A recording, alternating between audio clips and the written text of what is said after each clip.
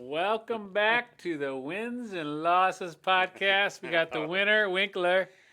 The loser this week, Lakapo. 6-6, the big 6-6. Joey, what was your record this week? Not so good. I don't think we want to talk about it. I went with the old 3-9. So redemption's coming maybe this week, huh? My buddy Andy couldn't believe that I picked against Notre Dame against Pitt, but I said I had to go out on a limb. So hey, was that Pitt? That's for you, Andy. I won't go against the Irish the rest of the year since they got Syracuse and Stanford. I think you're safe. Yeah, we're pretty good luck we'll be picking Notre Dame the rest of the time. Whether even a pick. Yeah. But I got the bus back 2 weeks in a row. The first win streak from our Buff collection. So Joey's going to be coming. He's really studying up the games this weekend. Congrats. So we'll see what happens. So the Buffs stay with Winkler. That's right. Well, some big news, though, in college football. Oh, gosh. A lot of big news happening. We got a coach. We got the first carousel, the first domino dropped. I tell you, yes. I think the positioning has begun. James Franklin heading out to Virginia Tech, Blacksburg. Yeah. What a perfect fit for him. I think so, too. You talk about a perfect fit for a guy that constantly wins, will take you 10-2, and probably in the play. Let me ask you this. And I think he has a better chance of Virginia Tech to go somewhere. Let me ask you this.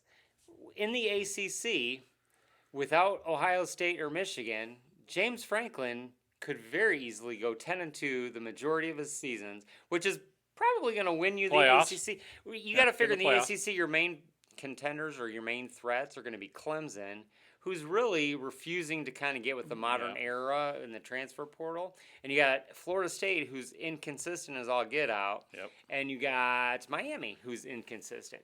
So really with that, Virginia Tech, year in, year out, with James Franklin's, a lot of unknowns in that. With his coaching resume, they could most likely be contending for an ACC championship, which means an automatic bid in the playoffs, which means he gets in the playoffs, and he would literally probably get a game in the playoffs to get to the semifinal, which would get you just as far as you did when you were with Penn State. But at Penn State, it gets you fired. At Virginia Tech, it'll get you probably pumped. A raise. Yeah. And the nice thing, too, about the whole job is that's his footprint for already recruiting. 100%. He was at Maryland for a long time. His assistant stuff was at Penn State, so he loves recruiting in that area. He already has ties. He's going to do great. So he's going to do great. I think that's the biggest thing with coaches. Find a fit that works. Yeah. Like Brian Kelly, the North is your area. I tell you what, recruit an area that you're welcome. And I think that's a great idea by Franklin. Virginia Tech is a great marriage. It's super scary to think Brian Kelly's still available and Michigan State hasn't fired their coach, but Smith is a dead man walk. If he goes to Michigan State, that scares me.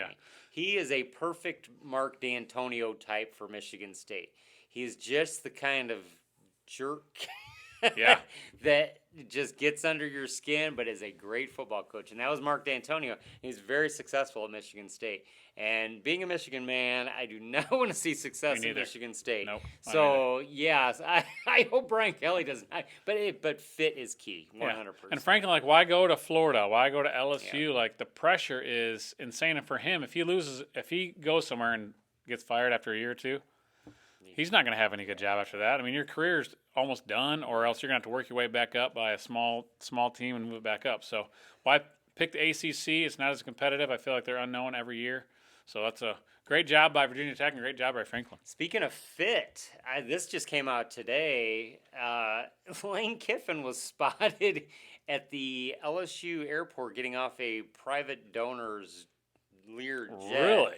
With his hood up, going to talk to some officials in LSU in the middle of a championship run at Mississippi. They're number 5 in the country and have one game left against Mississippi State, which they're going to be highly favored. This team is going to the playoff and is going to probably make a run in the playoff. And you're going to create this controversy. That's wild. I mean, if he does not just up and leave and go to LSU just now, or quit messing around, you're totally distracting your team. Oh, that's the thing, totally. It's a huge distraction for Mississippi. And I really feel bad if you're a Mississippi fan. This is the most successful season they've had probably since Eli Manning's been there, probably more successful than that. Yeah. I mean, and then now you have this big distraction.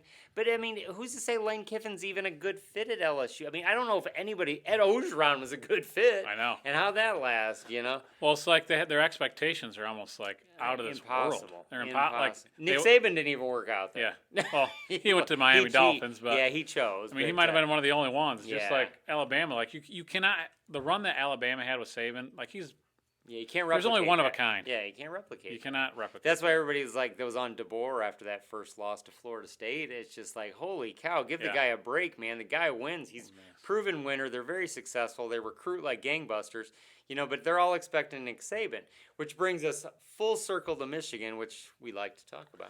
Well, so that makes sense, right? Like, think about LSU and their standards, right? They're still living off the Joe Burrow team. 100%. Just like I think a lot of Michigan fans, and I'm going to be crucial to Michigan fans, and this might make some people out there happy.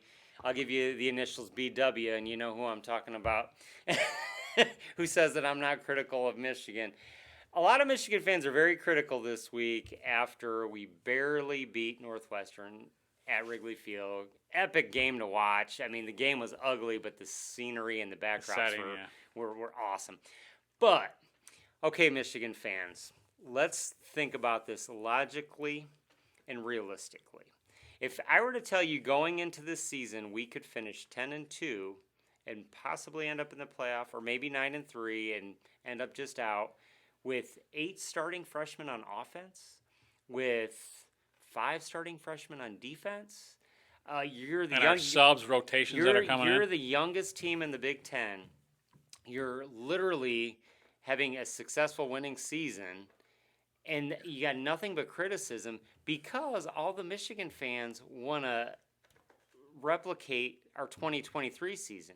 You have to understand that 2023 national championship, undefeated, 15-0, J.J. McCarthy, Blake Corum, they set a record Wilson. In the draft, NFL draft. They had 15 NFL guys on that team that had 3 years of college starting experience. We have 8 on offense, 18-year-old kids that were literally playing high school football a year ago, and they're out there winning on the college level, and we're sitting here criticizing because they don't look good? Yeah. Because they don't look good. Now, I'll be the first to tell you, to the visible eye, they don't look good. But let me tell you what does look good.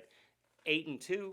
8-2 does look good. I mean, the last I checked, they're 8-2. Number 15 in the country, and still have a chance for the playoff, mind you.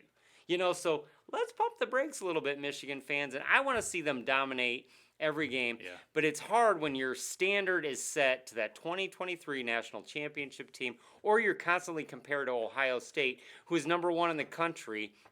They have loads and loads of NFL guys. We got freshmen, and they got J.J. Smith. Come on, man. Come on. Let's just pump the brakes a little bit. And who's to say we're still not going to beat the Buckeyes and go 10-2. We got a shot at winning the Big Ten still. So just slow down. Yes, that win against Northwestern was scary, but a win is a win.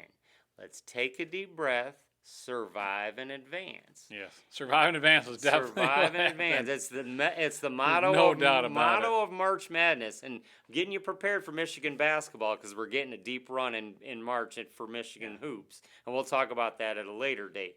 But survive and advance. We beat Northwestern. We push forward. We got Maryland this weekend. Go in there. Let's take care of business. Let's not get banged up anymore. I think the injuries are what's concerning me right now. Jordan Marshall's day-to-day, which doesn't sound very good. It's so hard to tell. They hide stuff so much in college. I think they're going to play Cusdall against Maryland, which we might be able to get away with that. We definitely won't against the Buckeyes. And Justice Haynes is definitely out for the Buckeye game. He said he's back for the postseason, but if you're him, you're not going to play the postseason because you're going to protect your NFL stock. You know, I mean, so I think he comes back. I don't think he's coming back. The thing was, honestly, I was definitely disappointed with how we just weren't clean in that second half. Yeah. 5 turnovers, 2 missed field goals. But it is frustrating. But I would definitely say, if you try to look at the positive side of it, is they showed a lot of mental toughness, that they didn't fold. Grit. They kept going back out there. they didn't quit, right? I mean, if you think about it, if you totally just think about the turnovers and the bad passes, the bad handoff, how about that amazing throw to another freshman on the sideline to keep that play alive? That scramble he had on third down to be able to get us that first down. Let me ask I mean, it takes a lot of guts to continue to go back out there after you've played real bad. I mean, his first half was probably the best half he's played all year. I would be curious to know, and if any of you know, please chime in on the comments.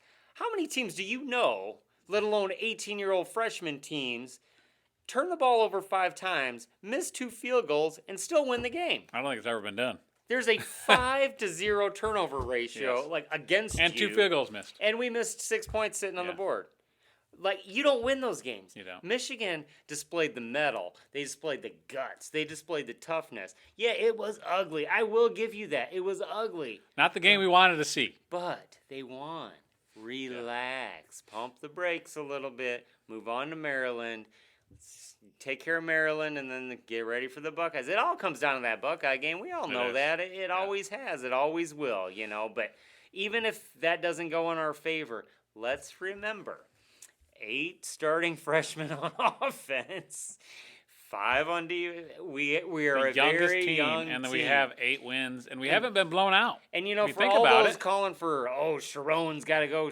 Let me tell you what: if Sharon goes, then freshmen are going. Yeah. Sharon, let him get his feet wet. You can go back and look at Marcus Freeman's record when he first started at Notre Dame. His first couple seasons, he lost 4 or 5 games, 3, 4 games. You know, it took a minute. Let him get settled in. He's a great recruiter. He's a rah-rah guy. I know some people hate that. And they lost that. When they won that national title, they lost a recruiting cycle there. And they lost a ton of coaches. They lost Mentor on defense. They lost their offensive coordinator. Yeah. I mean, everybody left. I mean, come on, man. Come on. Let's just be happy and be grateful. Move on, and we're still alive. This weekend, we got a huge game. Do we want to see better? We want to see better. Oh, but let's just be happy with what we got, and hopefully the future continues to get bright. We got Oregon USC this weekend coming up, and we're going to pick that on our Friday show. But the loser of that game falls behind us. We're sitting at a very good spot in the Big Ten right now, a very good spot in the Big Ten. We're not going to get up to Indiana. We're not going to get up to Ohio State because they have to lose 2, and neither of them are going to do that, considering Indiana only has 1 left. But... But, it's just like Oregon could lose 2 and drop below us. USC could lose 2 and drop below us. Oregon's got USC and Washington. USC has Oregon and UCLA. And we have Maryland and Ohio State. Yep. So, just let it play out. Let all the polls and the rankings kind of work themselves out. We're going to be just fine. We're going to be just fine. So just from a Michigan man to fellow Michigan fans, let's just be grateful. Let's calm down. Let's move forward. Yep. How about those games then? So we got Michigan talk in. Games were great. Oklahoma and Alabama. Boy, Oklahoma went in there and played some defense. You talk about some defense, they shut down Bama. Bama just proved that they are never going to win the title this year. And let me I don't tell think you they're why. the team. Yeah, I just don't. They have no run game. Yeah. They're one-dimensional. They're a team I kind of liked for a long time there for a couple weeks. You shut down Bama's pass offense, and you pretty much control that game. Tyler Simpson has to be perfect or else. Yeah, no, Ty Simpson. Yeah. Ty Simpson. But, I knew it. I thought his mom named him Tyler, and he goes short by Ty. Might be Tyler. Most likely I'm wrong. Joey's right. Most likely on that. Yeah, and then that Georgia-Texas game, that just kind of Georgia went out there and flexed. I was wrong, and I'll be the first to admit it was horns down on that game. But yeah, no, Arch and the boys. Georgia just flexed, and really Kirby just outcoached them. Yes. The turning point was when they might be the team in the SEC. Georgia was up a touchdown. They went and got another touchdown. Then they onside kicked and got it back. It just, God, those coaching moves are, Kirby's the genius. If I'm Texas Tech, I don't want to. Texas A&M, I'm not looking forward to playing Georgia. Oh no. If you're A&M, you probably want to lose to Texas so you don't have to play. I'm saying this today. Texas is out of the playoffs. They're not making it in. Even if they beat Texas A&M, they're out. I don't think any 3-loss teams winning. This happened last year, unless there's mass chaos. I personally don't think a 3-loss team should be. There's going to be too many 2-loss teams. I just don't think it's going to happen. Yeah, I do not think a 3-loss team should be in, nor do I think one will get in. I do not think Texas is getting. And if Texas does get in, I will eat my words, and I'll be the first to come on camera and say I was wrong. But Texas is out. I do believe. And that Texas A&M game, was crazy. You kind of made a comment yesterday about Texas A&M. They're vulnerable, man. I'm sticking true. Maybe to they're my not guns. as good as what people say. I still think Texas is going to beat them at the end of the year. I mean, they haven't played any of the big dogs. Yeah, no, really, A&M. No, they play. They play Texas in 2 weeks. So I don't know who they have this week, yep. but I think they have Arkansas or somebody this week. Yep. But yeah, they play Texas in 2 weeks. I really think the Horns are going to get them, but I still think even with the loss, they play Georgia for the the title. Yep. But and then Notre Dame Pitt, I think Notre Dame jumped out. They were impressive.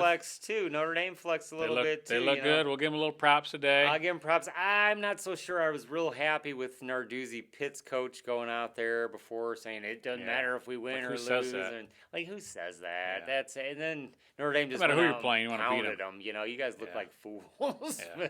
They look good. I mean, they do have probably one of the best running backs in college football. Jeremiah Love playing great. I feel like their defense has improved. Now, obviously, it's hard to tell exactly because they haven't played the greatest opponents, but they took care of business. I mean, you only let a team score 10 points. They got a pick six. If you're Notre 34 Dame, to 10. If you're Notre Dame, all I'm saying is be very careful. They might pass the eyeball test, but for all of you feeling that they're very safe and they should get in because they're Notre Dame, which I'm one of those people. But I'm looking at that SEC, and right now we got A&M, we got Oklahoma, we got Alabama, we got Mississippi, and we got Georgia. There's 5 SEC teams pretty solid right now, let alone Vanderbilt sitting out there, let alone Texas is still floating. But let's say 5 solids. Okay, now let's look at the Big Ten, and you got Oregon, Ohio State, Indiana, and possibly a Michigan or a USC. That's 4. Yeah. Now, but the one thing good for Notre Dame is they beat USC, so that's a good head-to-head for them. 5 plus 4 equals 9, right? So then the Big 12 winner will get in. Texas Tech makes 10. Yep. The ACC winner will get in, which let's just say it's Georgia Tech. That's 11. Mm-hmm. That leaves 1 spot.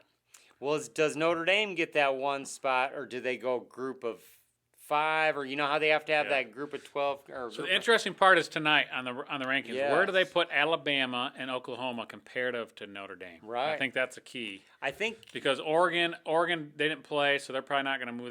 If you go off last week's ranking, they're above Notre Dame. Could they jump them? I don't know. I don't think they would. Texas Tech, Ole Miss, they're all going to move up. Georgia's going to move up. So like you said, that could move Notre Dame to number 10 because if Oklahoma moved above them if they say that win versus Alabama means a lot. Yeah, I do think the rankings. So if you're at 10 and there's no ACC team in the top 12 on this list. Georgia so then you Tech, got to get an ACC team in there. Georgia Tech's going to play non-power 5. They're going to play Pitt, and they'll most likely play the championship game against right on the edge. SMU/Miami. But say. It's going to be interesting. Georgia I think Notre Dame will probably get in. Georgia Tech wins, gets in. Say Miami keeps winning, and they get in. And it's Georgia Tech, Miami in the ACC championship. Right. Georgia Tech wins the ACC, but Miami finishes. Yeah. Do you put Notre Dame in over a Miami team that beat them? It's going to be interesting. Yeah. There's a lot of chaos happening. We won't talk too many scenarios. We won't know anything. The rankings come out tonight. It's good fodder, good talk. Yep. We got a couple weeks till they really do mean something, but just something to look out for. So don't feel super safe if you're a Notre Dame fan, although I do think you guys are playing well and I feel like if you have 2 losses, you're kind of put it in the committee's hand to see who they like the most, right? I feel like if you got 1 loss, you're pretty secure. 2-loss team, if you got a conference championship, it helps, but there could be a lot. There's a lot. This could be crazy, and then teams. The committee's got to pick, and you know how that always goes. You just never know what's going to happen. Louisville kind of folded up shop for the ACC on Friday Yeah. night. I know Oregon kind of flexed on Minnesota Friday night. A&M snuck out. USC had a big game versus Iowa. With all the distractions, just keeps on winning. Rolled Florida, Duke got knocked out by Virginia. I mean, Utah's looking good, and they're kind of probably not getting the props they need. They're a 2-loss team with their 2 losses being to BYU and Texas Tech, which are like 2 at the top of the 11 teams. So it's like their losses are good losses. It's going to be tough for them, when it comes down to losses, I know Notre Dame had good losses, but Utah had good losses too. Yeah, it's going to be interesting how the committee decides on this. So it's like, I don't know, man. Awful interesting. So it's going to be these next couple weeks. Obviously, this coming Saturday is going to determine, and then rivalry Saturday right after Thanksgiving. Because Utah's take care of business, just like Notre Dame has in their and their other opponents haven't been great. Just like Vanderbilt, they have 2 losses. They've been taking care of business, except for some of the good teams. So yeah, it's going to be really interesting. Yeah. Vandy has Tennessee coming up at the end of the year. Yeah. Tennessee's they're a ranked opponent. They're pretty highly sought out. So, it's going to be super interesting. But that's something to look out for, all you Notre Dame fans. I know there's a lot of you that watch. So, feel confident, or feel happy, but don't feel super confident. You know, I mean, because nothing is set in stone yet. So. My prediction says I think they might get in, but I'm kind of feeling they might. Obviously, I feel like it's over a 50% chance. Obviously, right now, eyeballs. Obviously, the tradition and the name and the moniker Notre Dame. But I do believe ESPN broadcasts the playoff bracket, and they are a huge SEC proponent. They are. And so I think I feel like they get the benefit of the 5 doubt SEC sometimes. teams actually look pretty safe right now, and there could possibly be 6. And if there is, Notre Dame be kind of the Michigan could hurt me. Yeah, it could hurt Michigan. Could hurt the Big Ten too. Yeah. Michigan could hurt USC, but Michigan doesn't deserve a spot until they beat Ohio State. Yeah, we beat Ohio State. We beat the number 1 team in the country, and lost to number 5 Oklahoma and USC. So it's our losses are good too, But yeah. Let's get to some NFL news. Sounds some good college football this weekend. It's just been, it's just getting better and better. Even in pros right now, the game's meaning so much. Can you believe right now, let's say at the season is today, would you believe that I would say the Chiefs and the Lions missed the playoffs?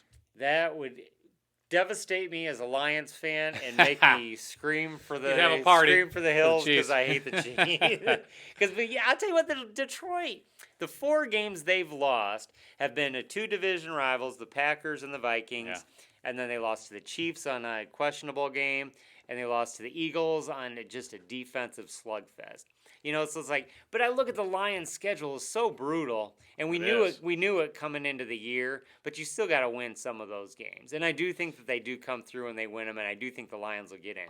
The Chiefs, on the other hand, they are they're behind the Broncos. That's tough when you're 500 right now. They're behind the Chargers, who are just keep on winning and churning, and they have their division Chargers record. Didn't win this week, but but their division record, head-to-head record, they have losing records against those opponents. So I'm not very safe if I'm a Chiefs fan. Their only hope is they still play the Chiefs. They play the Chargers one more time. They play the Broncos one more time. But they gotta get moving on some wins. Their schedule doesn't get easier. They play the Colts next week. So it's not good for them. Lions luckily have the Giants, so hopefully they get a win there. But then they both play on Thanksgiving. So how about them? She's got those Cowboys. Cowboys are hot, man. Last night, boy, they sure showed. The Raiders are kind of a mess right now, but I tell you what, Dallas actually looked good. The Raiders ran it like 6 times the whole game. What are they doing? I like Ashton Genty, though. I know. Give the guy the ball, man. But no, Dallas's offense looked pretty powerful last night. And the thing with the Eagles that's frustrating, do they look like the team that's going to repeat?